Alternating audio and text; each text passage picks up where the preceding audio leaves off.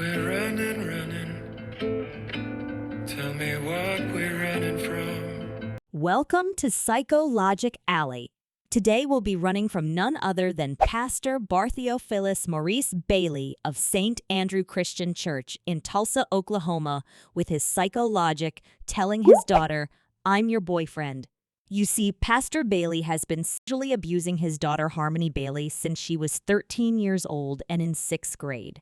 She said he would pray over her, and while praying he would put his hands in places a father should never touch his daughter, and he would constantly tell her, "I am your boyfriend," leaving this child even more messed up and confused. And even after she became an adult and moved out, got married, taking on a new name, Harmony Bailey Oates, and had a child, he still would not let her live in peace. He would go by her house, unbeknownst to her, and watch to see what time her husband would leave for work, and watch some more on various days, taking note of his schedule so he could choose a time when her husband would be away for a while and Harmony would be home alone. And on that fateful day in 2021, he watched as her husband left for work, and then he broke into her home, catching her off guard, throwing her on the ground, and then orally sodomizing her, just weeks after she had her baby. Harmony was devastated. She could not believe that this man, her own father, after terrorizing her for years, would come looking for her to continue where he left off. She had to do something. But what was she to do?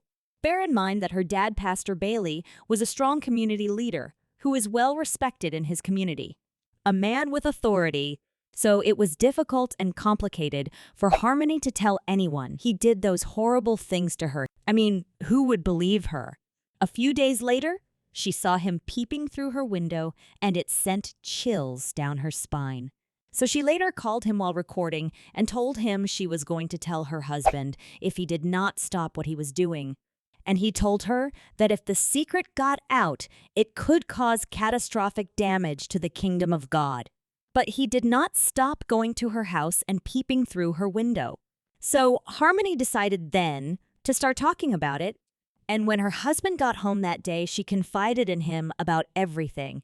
As expected, her husband was in shock, but he held his composure and was very supportive, asking Harmony, who else did she tell?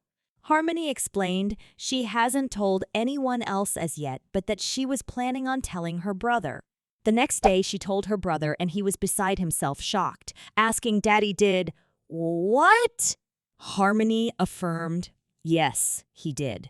And they both decided to go tell their mom together. And when Harmony told her mom, shocked as she was, she believed her daughter. And they came up with a brilliant plan to get him to confess.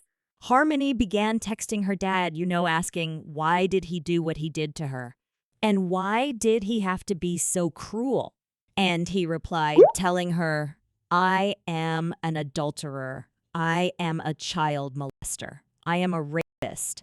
Telling her how he watched incest porn videos and that the seeds of sin grow. And he tells her he felt justified in having sexual intercourse with her, his own daughter, because that's what people do. Wait a minute. Who is this man around? What people are in his circle? Christians?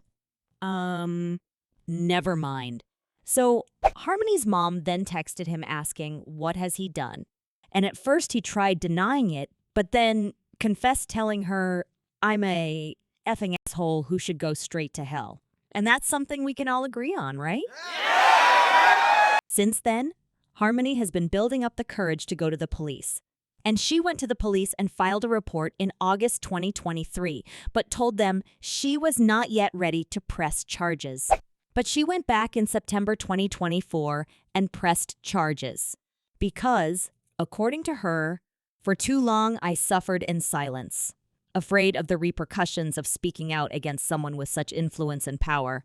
The damage he has done is immeasurable. It has poisoned my relationships, poisoned my mind. It has filled me with doubt, with fears, with a sense of worthlessness that I struggle to overcome.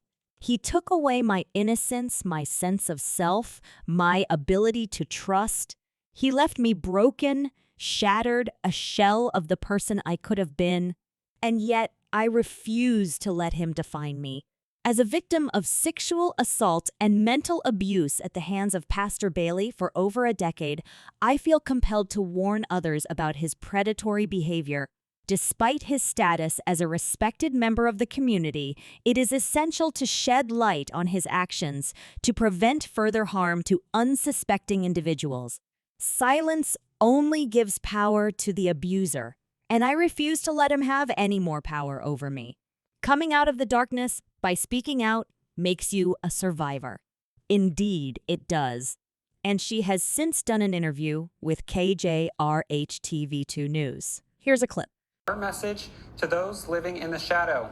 It feels like I'm not in the shadows anymore. Think of a 13-year-old girl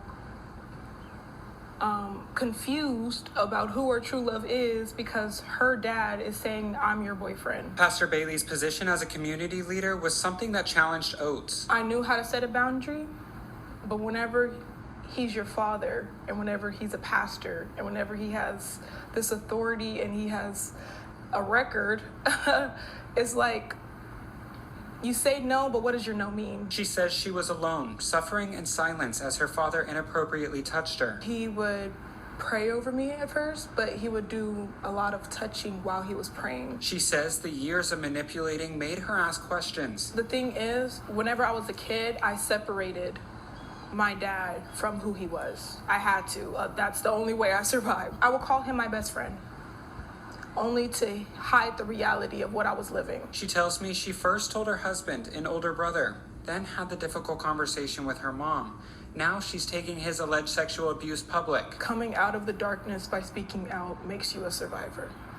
That's what I would say. She says she hopes others feel empowered to speak out. In her recovery, she's rediscovering God, separate from her father. I'm learning on trusting God more, and I know he has me, and he has every other victim, and I know that he has been guiding me through this whole journey. And I know he will comfort me like a father, even though my dad did not. Now this brave young woman at 22 years old can finally begin to put the pieces of her life back together bit by bit. And it won't be easy, but she's determined, and she has her loving, supportive husband and family members who will help to see her through. Harmony, I am very sorry you had to endure what you did.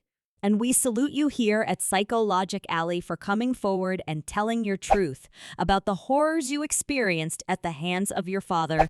Despite him being the powerful, well-respected man of God he was in the community, now he can be held accountable and you can begin to heal.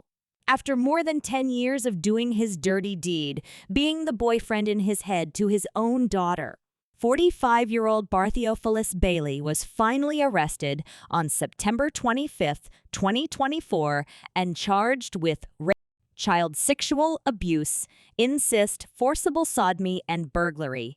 He has since pleaded not guilty on October 1st, but there is no getting out of this one for him. You see, those confessional text messages are solid proof that will hold up very well in court. And he may have forgotten that his therapist, to whom he confessed all his deadly sins, has him on record confessing to abusing his daughter, and he has turned those over to police. So we do not have to run anymore, Alley subs. Yeah! And neither does Harmony. He is caught and locked away at the Tulsa County Jail on $500,000 bond awaiting his court trial. And hopefully his punishment. Now, what punishment do you think would be suitable for him? And what words of support can you offer to Harmony? Meet me in the comments. Thanks for running with me. Until next time, Psychologicalley signing off.